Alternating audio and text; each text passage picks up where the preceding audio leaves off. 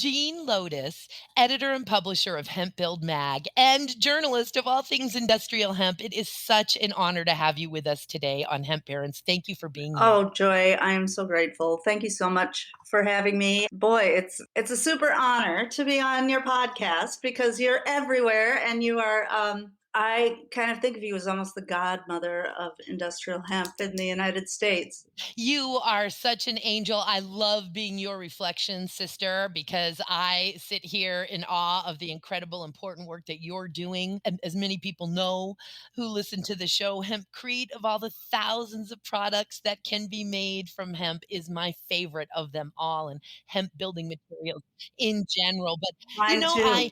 I've just been doing it a whole long time.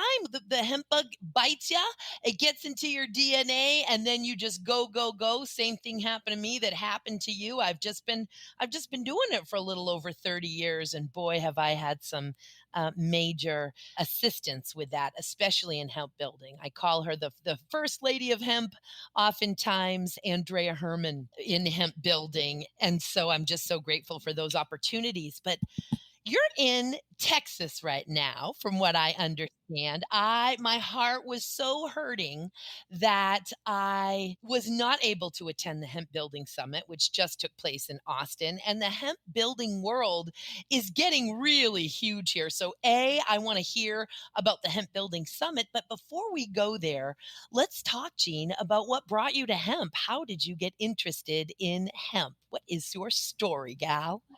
Well, I have been a journalist for about 30 years, and I had a beat at United Press International, and people of a certain era will know that company formerly was UPI, was formerly sort of like Associated Press. It was a news agency service that you could just get and put stories from it in your newspaper. So I had the most fantastic beat. I had the Western United States, anything I wanted to write about. As long as I could get it past my very sharp and demanding editor, I could write about it. But every time I wrote about industrial hemp, now you can tell on page views how many people are reading it. And so, since I was based in Colorado, I'm in Fort Collins, Colorado. And since I was based there, I was sort of in the epicenter of hemp there. And a friend of mine actually was buying biomass and had me take him around to a couple farms. And I was just loving it. And then I would write about it, and then people would just read about it. And then UPI, because of COVID, they had to cut all of the original reporting. And so they do a lot of aggregation now. And so I felt like this is the time. This is the time to jump into just being a hemp journalist. So first I was like, I'm just going to be a freelancer and I'm going to just pitch stories about hemp to all these agriculture magazines and all this other stuff. And then I realized two things. First, I realized the building is the most interesting thing to me.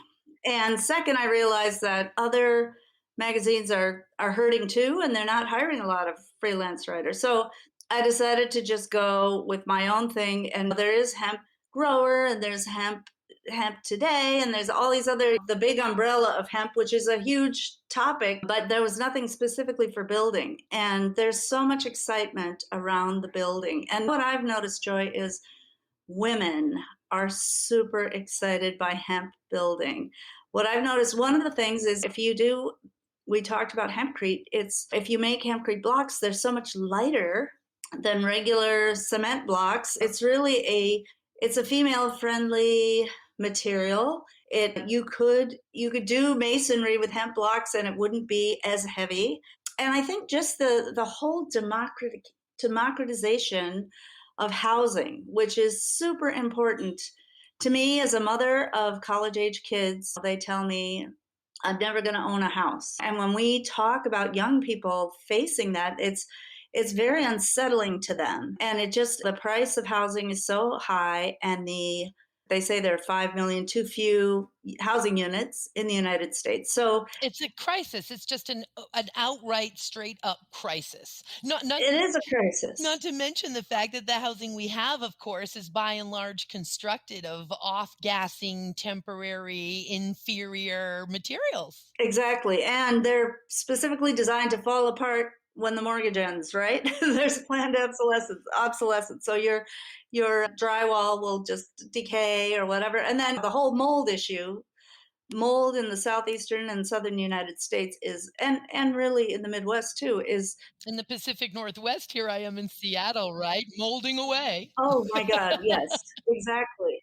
So the whole idea of sealing ourselves into buildings, non-vapor permeable walls, and then being trapped with our mold is a huge housing crisis. So sick buildings and sick humans. Right, exactly. So the idea, the hempcrete idea, and it's very simple.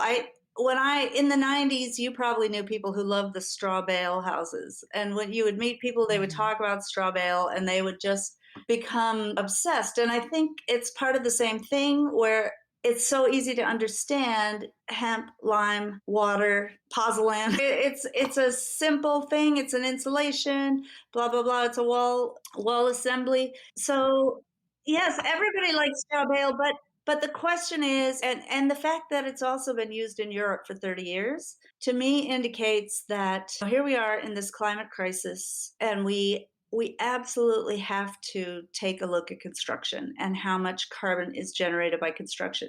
Hemp building materials actually absorb hemp. They absorb carbon dioxide as they're growing. They absorb, well, I've seen people, I mean, I don't know exactly what the actual amount of carbon dioxide. I saw Bo Whitney from Whitney Economics had a report recently that said 5 metric tons per acre, but it's a heck of a lot. Yeah, I think if I could just get in there, it's so important as we have these sort of critical thinking.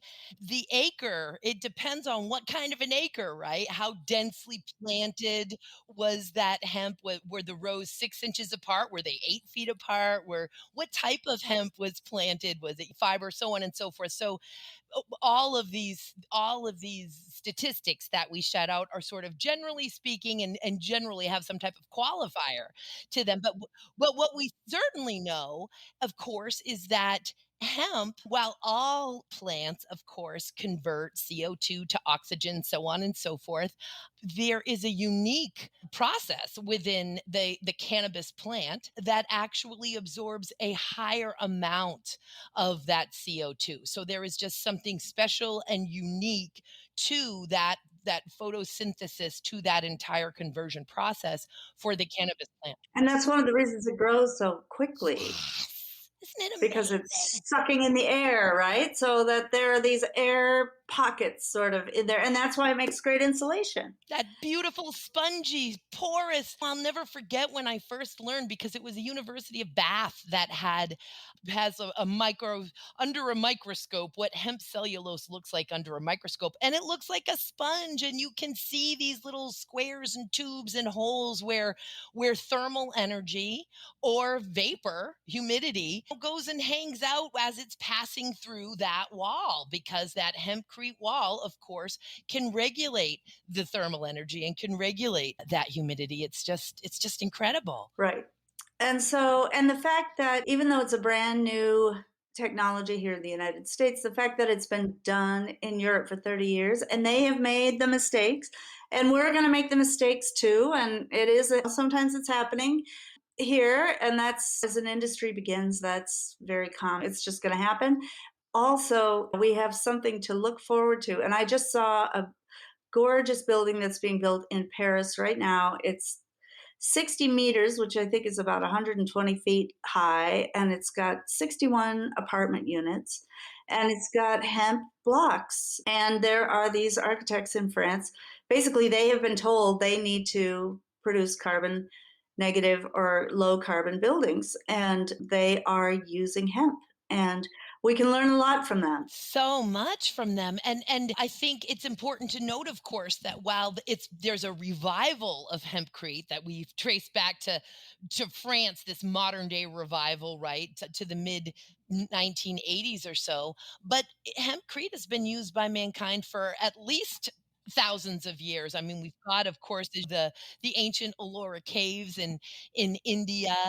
That have the hemp and clay and lime walls and those beautiful drawings that are on those walls that are 1,500 years old, and the walls that were the hemp and clay and lime, of course, the drawings are preserved, and the other drawings from the other walls are have been worn away by rodents and the elements over the years. And I believe, and you may know more about this than I do, Jean, that there's also a building still standing in Japan, some 700 years old. Yeah, I've read about that. I don't know exactly where in Japan it is, but yes, again, being used. So isn't it interesting? I mean, as a journalist, really, I feel like this is one of the stories of the century, right? When you think about the historic idea of a brand new row crop being introduced to the United States that also happens to be an ancient row crop with like hundreds of uses that actually had a complete history here. Not always a great history, a history of enslavement, a plant that was difficult to process even then, and it is now. We're having decortication issues here, but that has been used for just hundreds and thousands of years. And the fact that we took this bizarre science fiction alternate universe route, that we now make everything with petrochemicals that we could have made with the carbon in the hemp plant and other plants.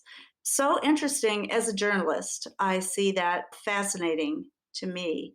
And I just see it as like one of the best stories to be reporting on ever. Most definitely. And despite the sort of oatmeal-like and lightness that you described earlier of hempcrete, we're talking some seriously strong stuff with, depending on how close you are to a pole or to the equator, would determine how thick your wall needs to be in order to deliver the superior performance that hempcrete can deliver, which is with good windows and about 6 to 18 inch walls, depending again where you are located to near to extreme temperatures.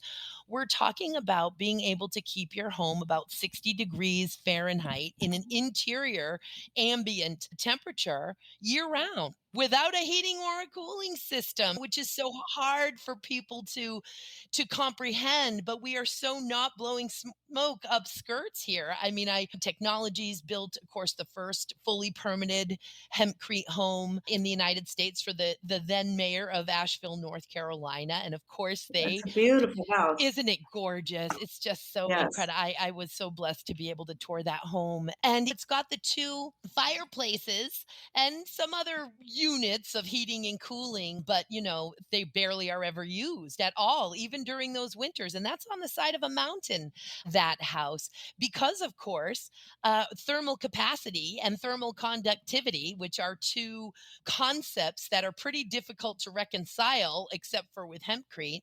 If you're going to heat that house up, it's going to heat up very quickly and it's going to stay warm for a long time. And so just no need to do it when you've got appliances and human beings running around in there with good windows.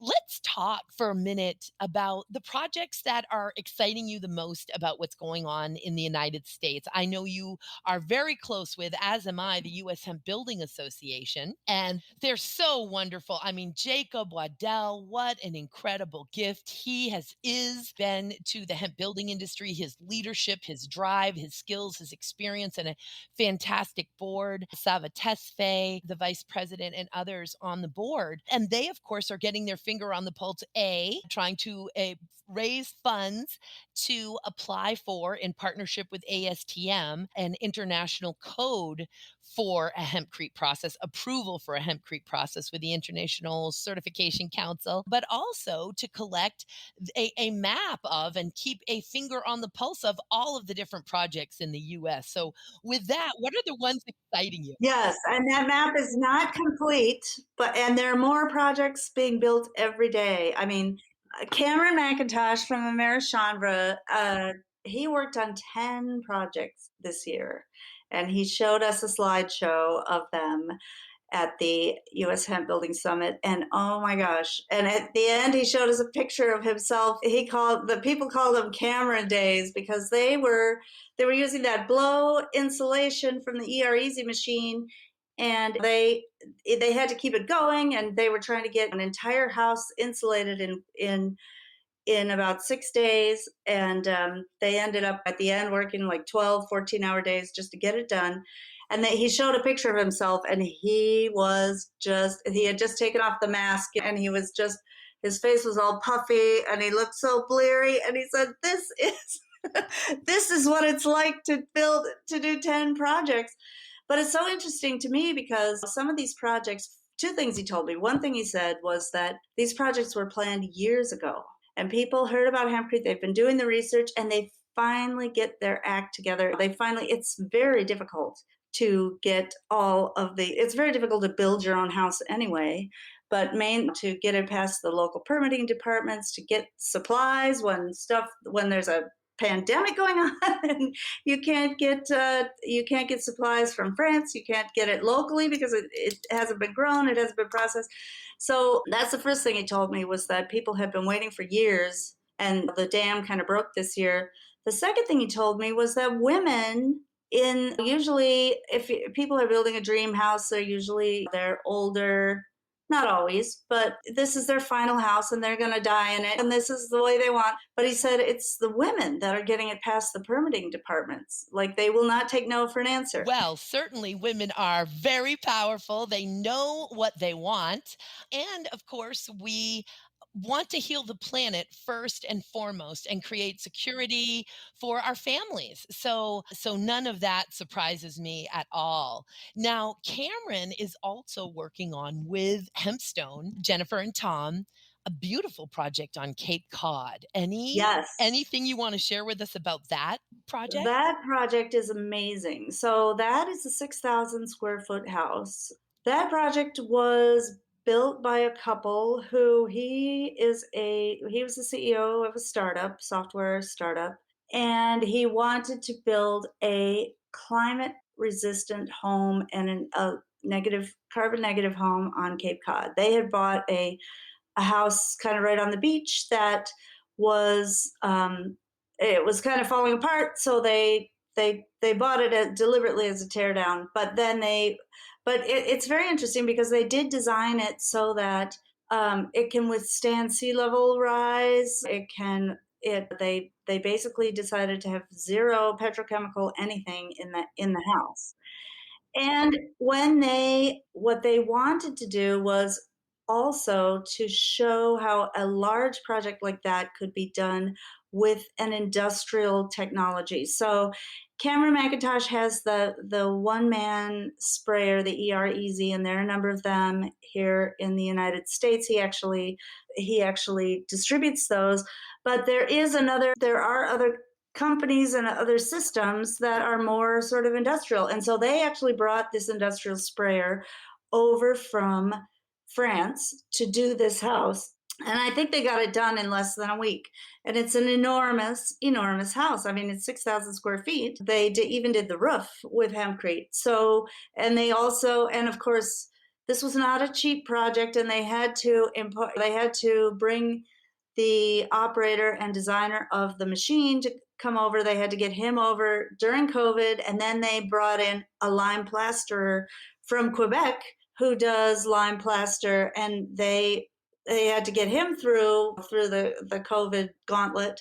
I think he was actually tried to get into the United States 3 different times last year, but they got him in, and of course he's in this French plastering. So it really was almost like a French building that was built right on Cape Cod. And I did speak to the home builders who do a lot of crazy projects. I mean, Cape Cod is where it's a fancy place where people go and build very challenging architectural projects, like an entire house that's a cube of glass or things like that. Right. But he was very impressed by this. And one of the things he was impressed by was when he talked to the fire marshal. The guy came over to see the hempcrete and was super impressed and kept coming back again and again to just see how it worked. The other funny thing they told me about that project was they were using the spray, and the spray is like blowing it blew the lime out of one tube and the hemp out of another tube, and the hemp was like blowing in the wind over into the neighbor's yard. And of course, if you saw insulation being blown into your yard, you'd have a fit because it's toxic, right? And you don't want this all over your yard. Well, But except for this, it's not toxic. yeah, so This is they ran non-toxic.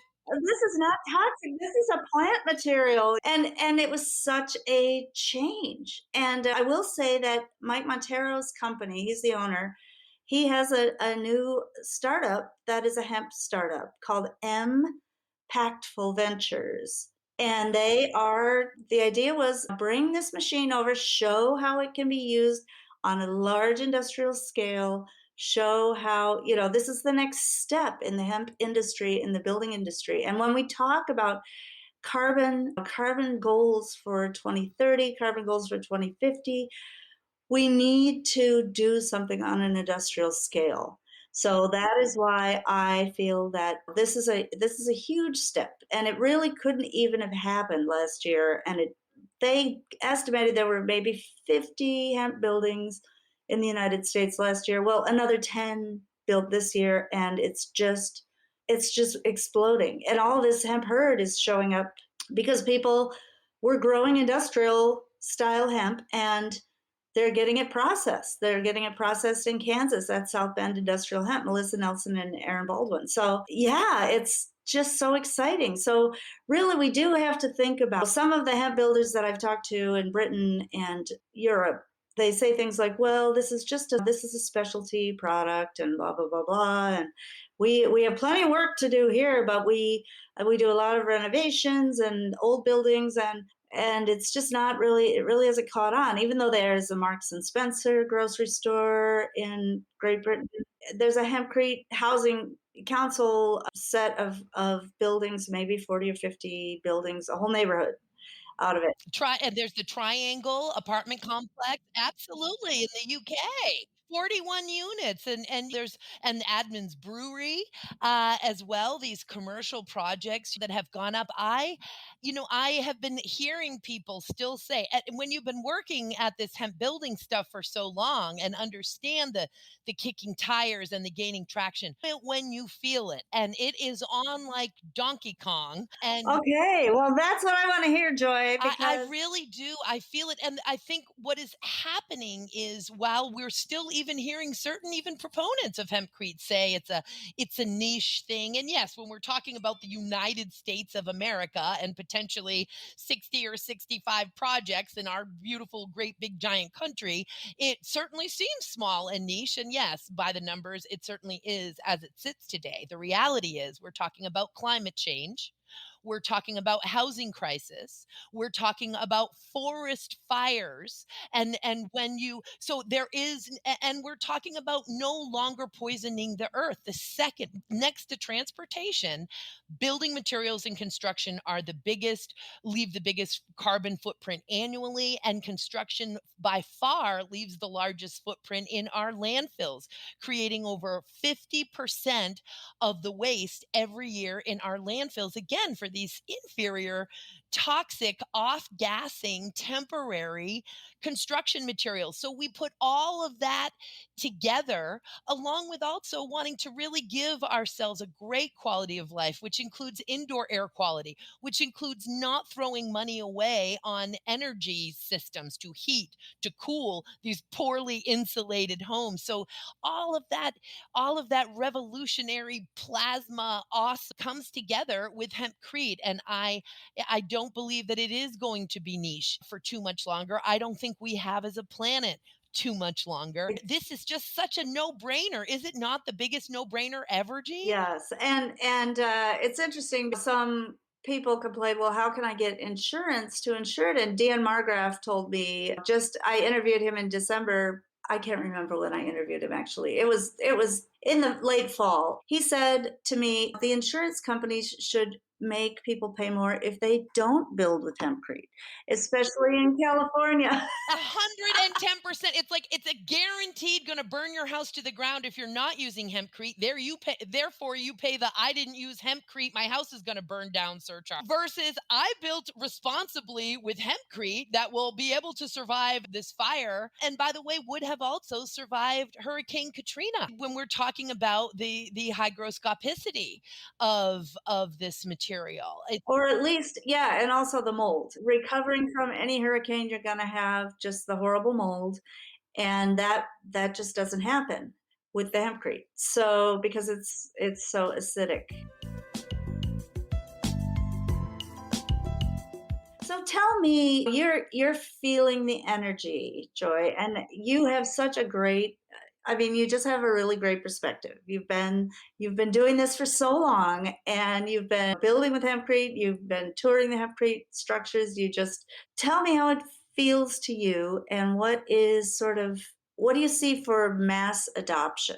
How what's the path? Well, certainly we need for it, as you're well aware, everyone basically becomes an automatic activist every time they want to build a home here because we basically need to convince our local building and planning department to approve it. We don't have any real codes to approve this building method. So Even though we do have the European codes, which are well tested completely, they've been absolutely well tested, and it's like the World Series. Like it's not really a World Series; it's really a United States thing. But it's basically the U.S. building codes just don't want to accept any international, even though they're called the International Code Council. They don't want to. They are not interested really in international codes. So we just have to work with that, and we're not going away, right?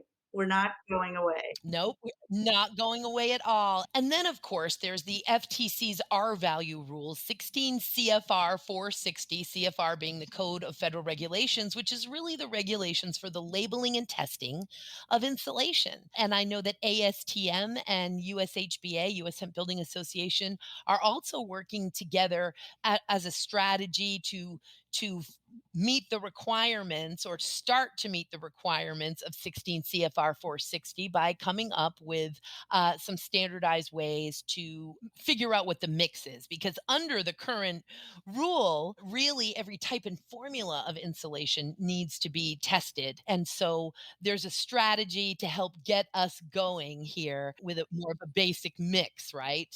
And that's also to just encourage innovation as well. Because if people can come up with, I heard some people talking about trying to come up with a formula that was a blow in insulation that did not necessarily need to have perfectly clean herd. And if you don't have to decorticate to such a super clean condition, and you could cut back on some of the decortication, it would drop the price of herd. So a lot of different people are really innovating on every little step of the supply chain, and God love them. And and that was part of the reason that U.S. Hemp Building Association is trying to have the method of testing, and as opposed to the materials, as opposed to a patented formula that you have to use, that has to be on the shelf at Home Depot. They don't want that. They want people to be able to innovate, and that is the right approach. Absolutely, that is the right approach. And in the time that we're living in, that is absolutely the right approach because I think all of this hundredth monkey sort of tipping point is happening and then it's going to be go time and we need people to be able to use the material that is available to them locally. This is a heavy crop. It needs to be economically viable to move around and we can't all be sending our herd to Kansas, right? Ultimately, we will have infrastructure and processing facilities within every 50 to 100 square miles of that biomass feedstock. And while there will certainly, I think, be regional spots for infrastructure and manufacturing. Maybe certain regions are more grain, others more fiber. And then, of course, we'll have still a small amount of extract. And I only say a small amount because we've learned the hard way here in the United States that it takes a little bit of hemp to make a whole lot of cannabinoid distillate or cannabidiol CBD distillate. So, but ultimately that's what we really are going to need to deliver on the promise. But I think the fact alone that South Bend Industrial Hemp is so darn busy, and of course, as you well know, we've got IND Hemp in Montana and some other processing facilities going up, that is showing us the desire to move all of this industry forward. People want to deliver on this dream and they are willing to send it to Kansas. Right. Consumer demand is there. It is there. It is 100% there. Now you are also by the way, your website alone, hempbuildmag.com, is such a tremendous resource.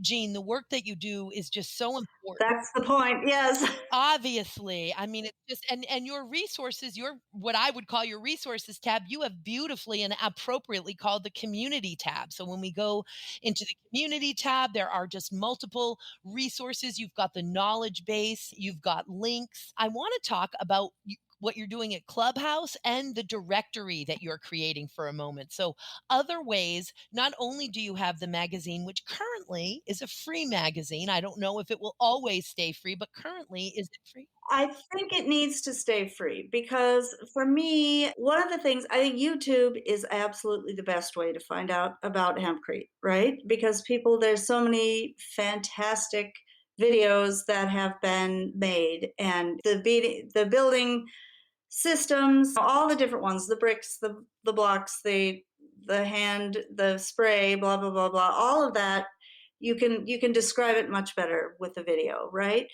But the second tier is researched articles. And I do believe that people need to be able to come to a place where they hear about it and then they say, what is that? And then they go and they can just dig in and do their own research. And the community, we are trying to get it so that it's basically anyone can join, it's free, so people can talk to each other and basically post pictures of their favorite projects or ask questions.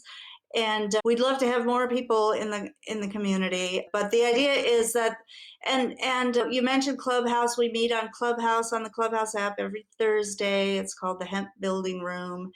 And one of the fun things about that is when people are talking about things like Wade Atterbury is talking about this Western, I believe it's Western fiber. They are retooling a cotton gin in California with the Riverdale Hemp Factory. With the Riverdale Hemp Factory, Tom Peters and Lawrence Serban and Wade Atterbury, it's just absolutely amazing. It's just absolutely amazing. Right, but it's complicated. And if you're talking about things in a conversation, like in Clubhouse or even on a podcast, is much easier because you can put links on it or whatever. You can kind of go back and listen. But Clubhouse is very ethereal. So the idea is if we're talking about something, this is complicated. This is building materials. This is public health and safety. So you need to be able to find the actual links to particular legislation or the links to rules, regulations, blah, blah, blah, blah. So that's what the community's for, is to make sure that you can go in there and find people can post white papers or whatever they need to do. And then people can really do a lot of research. And I do believe that as long as people are doing research, the demand is just going to explode. And you have seen that, I'm sure, Joy. So much so. And another thing that I have to say about Hemp Build Magazine, as it were, the full title, is that reliability and accuracy is everything. And I even had a few years ago, I was interviewed by the New York Times. They were doing a story on hempcrete. It was a written interview. I wrote the answers, and yet still God bless the New York Times. I couldn't believe the major flaws in that article. It's like I literally wrote the answer, and yet still there's just wonky, inaccurate facts coming out. And you have just continued to take the time and have invested already so much time and are such a huge part of the hemp building community that you have a sophisticated command, and it's certainly at the very least know what you don't know, at the very most have a sophisticated command on the underlying issues, on the challenges, and bring forth news and articles that are accurate, that are factual, and that don't make us cringe. They're wonderful. Yes, well, and if anybody cringes, I mean, it is the internet and accuracy is the most important thing. So I'm happy if I get something wrong, I am very, very happy to have a correction. I want it to be accurate. It needs to be accurate. When you throw the words fake news at a journalist, they flinch and curl up into a ball because spelling someone's name wrong used to be called the fatal error. And I've done it. And you need to you Anyway, the point is, accuracy is not an embarrassing thing. Accuracy, both the interview subject and the reporter want accuracy. So let's make sure that's there. So yeah, that is one of the things. And some of the wishful thinking, there's a lot of content on the internet that's cannabis related, that's wishful thinking. A lot of it, things like they're going to be making Legos out of hemp plastic next year. That And it's like whack-a-mole. It's like that's been a 3 years ago we ended that one, and just recently I saw somebody repost it. It's like whack-a-mole. No, we already debunked that. right. It's so the main thing is trying to just make sure that everything is accurate and that we can build on it. And it's wonderful to see. The other thing that I love, Joy, is I've met so many young people who are just getting into building with hemp, and it's such a future looking business. I'm thinking of the people in Hemp Building Company in Longmont, Colorado, Dalton, Phelan Dalton and Dan. I'm thinking of the Hemp Twins in California. I'm thinking of, Tommy and Maddie. I mean, yeah, Tommy and Maddie, right. They're all under 30. And here they are not only getting into a trade kind of thing, but some are they're taking the contractor training and then they're just like starting their own companies and they're young and some of them are like father and son, but for me that is just so hopeful because it's just like these people and diverse too. I mean, it's really all different, many different races and many different, it's just it's so it's wonderful. capturing the imagination of young people and I love it because they're the ones that have the housing anxiety and instead of curling up in a ball, they're jumping up and saying, I can fix this. We actually know a way to fix this. We have the answer everyone's looking for. We just have to prove it to them, which is a Jacob Waddell thing, and he's absolutely right. 110%. And just the reality is that the healing is coming. Hemp is going to create so many new careers and so many jobs, hundreds and hundreds of thousands of jobs throughout all of the supply chain. And by that I mean, of course, in all of the different hemp industries, nutrition, body care, pharmaceuticals, nutraceuticals, but most importantly, the trillion-dollar industries, building materials, textiles, paper, energy, fuel, nanotechnology, all of those things. Plastics, bioplastics. Oh my gosh, and bioresins, all of it. Thank you, sister. And as we come to a close, though, I want to make sure that we talk about how you do support Hemp Build Magazine, and that's with classifieds and advertising packages. And you've got an ever growing distribution. Yes, correct. And we and yeah, you mentioned the directory. We are putting out a directory. It'll be between 70 and 100 pages. It's coming out in December, and it's the whole supply chain. So if you are building a hemp house, you want to have it all in one place. Every lime company, every blah blah blah blah. And I do think, that is the one place that we all need to learn a lot about is you can't have hemp walls without lime or some other building material. So we need to, I liken it to sort of like the raisin farmers. We're the raisin farmers, and someone comes to me and says, I want muffins with raisins in them. And you're asking the raisin farmers to give you muffins with raisins in them. There are a lot of steps in between, and we have to be able to work with the people who already are dealing with the builders. We have to be able to speak their language to basically get hemp to be just another aggregate that builders have a choice to use so that, and they don't have to just run around saying it's hemp, it's hemp, it's hemp. They just say, oh, do you want the hempcrete or do you want this kind of insulation or whatever, or the designers, the architects. Exactly. Do you want this biofill or do you want this? I mean, it doesn't need to be all hemp all the time in terms of making such a big deal. It's a bio aggregate. It's a biocellulose aggregate. So Yes, but it is so exciting. The fact that hemp does so many other things, and as the comeback plant, the American second chapter kind of story is just so exciting, and so it captures the imagination. So yeah, the directory, that's basically what it is. That is just a way for people to basically have that in their hands, and and we're planning to put one out every year. So obviously, by next year, it might be twice as big because there will be so many new people joining up. I was just gonna say, we need to train up that workforce. I mean, poor Cameron, he can't be flying everywhere, right? He's in Pennsylvania, and I'm pretty sure Cameron would like to be busy with Pennsylvania projects. Local and so on. And of course, we're making a big deal about Americhambra, and as well we should. Cameron McIntosh is a hero, but we have so many hemp builders now, and they will continue to multiply. That hemp building directory is a very valuable piece of information that is forthcoming. I bought mine the minute I think I purchased I it know you did, and I'm so grateful.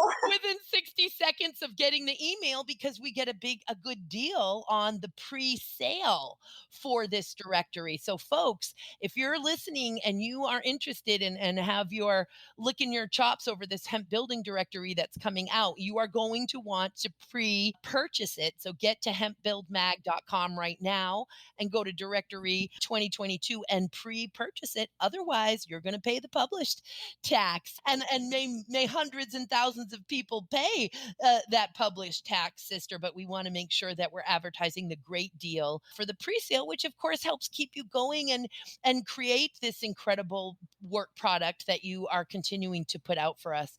I mean, Yes, thank you, Joy. And it's true. It's such an adventure. It's really cool. And I'm actually bringing my sister to a hemp building workshop here in Texas this weekend, and it's just going to be great. It's going to be so fun. awesome sharing it.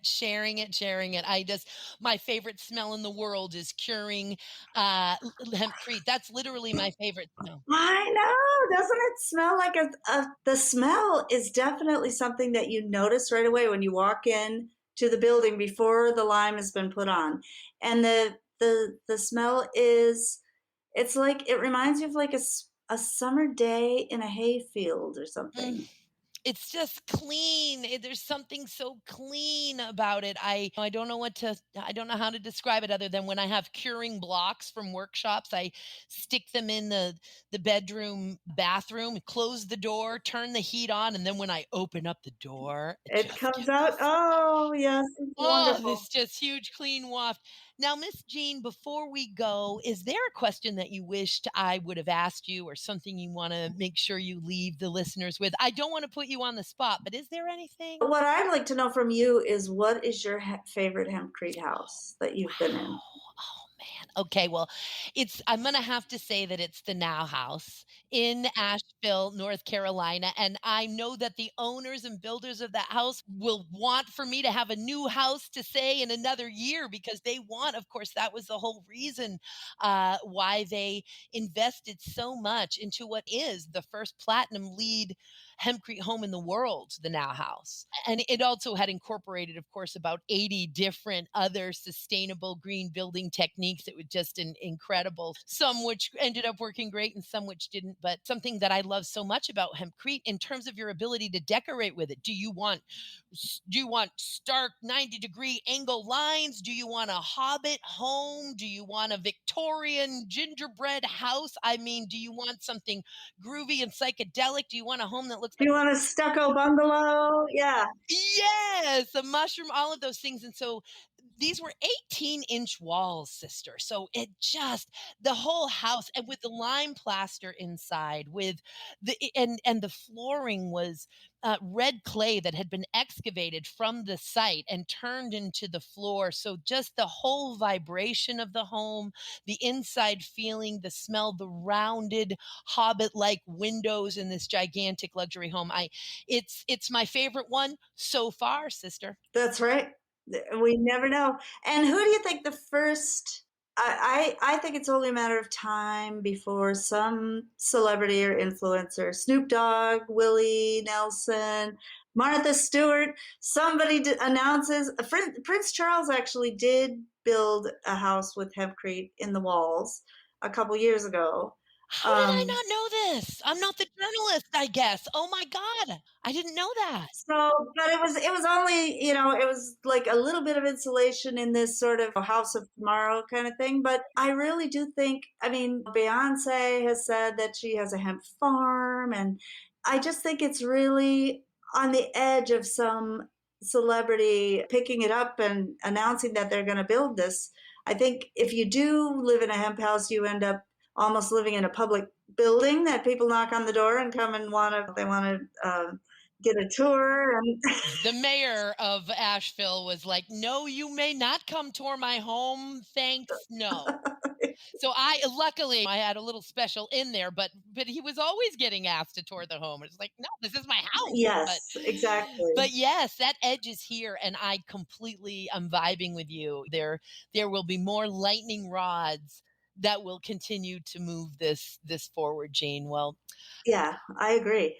we are just so lucky in the hemp community to have you. You are such a huge part of the hemp community, the hemp building community, Jean. I am so glad to Likewise, back at you, Joy.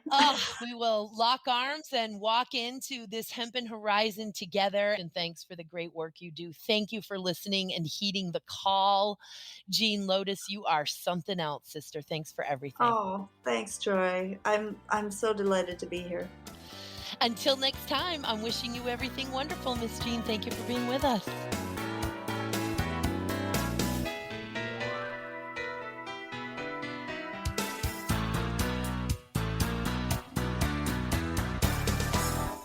How do cannabis CEOs balance growth and optimization strategies? What is THCO, Delta 10, and CBNA, and why should you care about these minor cannabinoids?